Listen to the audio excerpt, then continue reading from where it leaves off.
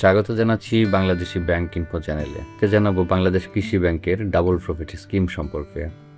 আপনাদের মধ্যে অনেকেই ডাবল প্রফিট স্কিম করেন, কিন্তু এই স্কিমগুলোর ভিতরে যে বিভিন্ন ধরনের সুযোগ সুবিধা থাকে বা কিছু কিছু অসুবিধা থাকে বা আর অন্যান্য বিভিন্ন তথ্য থাকে, সেগুলো কিন্তু না জেনেই আপনারা ডাবল প্রফিট স্কিম করেন।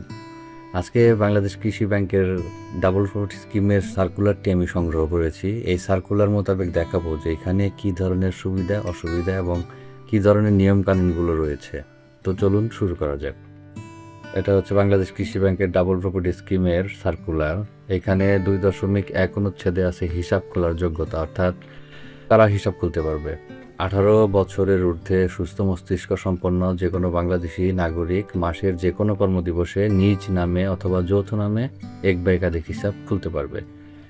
এরপর আসি হিসাবের মেয়াদকাল, সুদের হার, এককালীন জমার পরিমাণ ও প্রাপ্য টাকার পরিমাণ। আপনাদের এখানে আপনারা সর্বনিম্ন 10,000 টাকা জমা রাখতে পারবেন এবং 10,000 টাকার গুণিতক আপনারা যত খুশি তত টাকা রাখতে পারবেন, অর্থাৎ 10,000, 20,000, এইভাবে 1 লাখ, 2 লাখ, 5 লাখ, 10 লাখ যত খুশি তত রাখতে পারবেন। আর এই স্কিমের মেয়াদ হচ্ছে 8 বছর, অর্থাৎ 8 বছরে আপনারা ডাবল পাবেন। আর এখানে একটা ব্যাপার আছে যে মেয়াদান্তে প্রাপ্য মোট সুদ, এখানে কি লেখা আছে, জমাকৃত টাকার সমপরিমাণ। অর্থাৎ আপনি যদি 1 লাখ টাকা জমা দেন, আপনি আরও 8 বছর পরে আরও 1 লাখ টাকা পাবেন। তবে এখানে কিন্তু একটা ব্যাপার আছে, যেটা হচ্ছে একটা ব্র্যাকেটে লেখা আছে কর্তন ব্যতীত। তার মানে কিছু টাকা তো অবশ্য কর্তন হবেই। সেটা কত টাকা? যদি আপনি 1 লাখ টাকা জমা করেন এবং মেয়াদ শেষে আরও 1 লাখ টাকা পাবেন, সরকার কিন্তু এখান থেকে কিছু টাকা উৎসবর কেটে নেবে। যারা ইনকাম ট্যাক্স জমা না দেয় তাদের ক্ষেত্রে 15% এবং যারা ইনকাম ট্যাক্স জমা দেয় তাদের ক্ষেত্রে 10%। অর্থাৎ যারা না দেয় তারা পাবে 1,85,000, আর যারা জমা দেয় তারা পাবে 1,90,000 টাকা।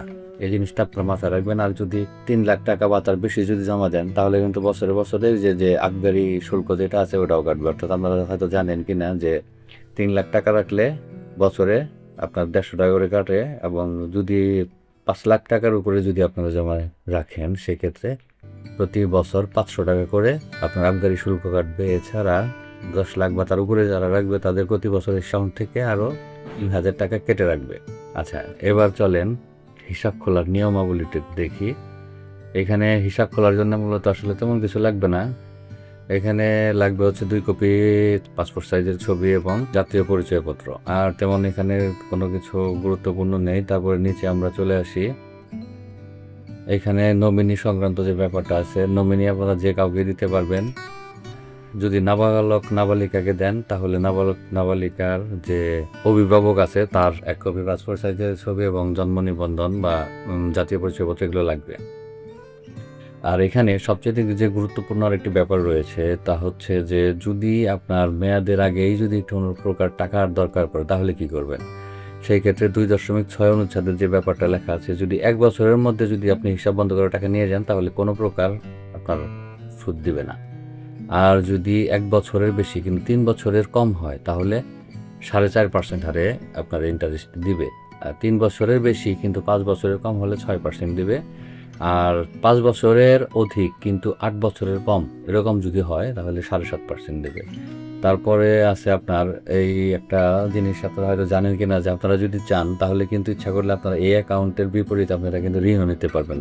সেটা অবশ্য খুব স্বল্প সময়ের জন্য দেয়, মানে সর্বোচ্চ 1 বছর টাইমের জন্য দেয়, এবং এটা কিন্তু কয়েকবার নিতে পারবেন ইচ্ছা করলে।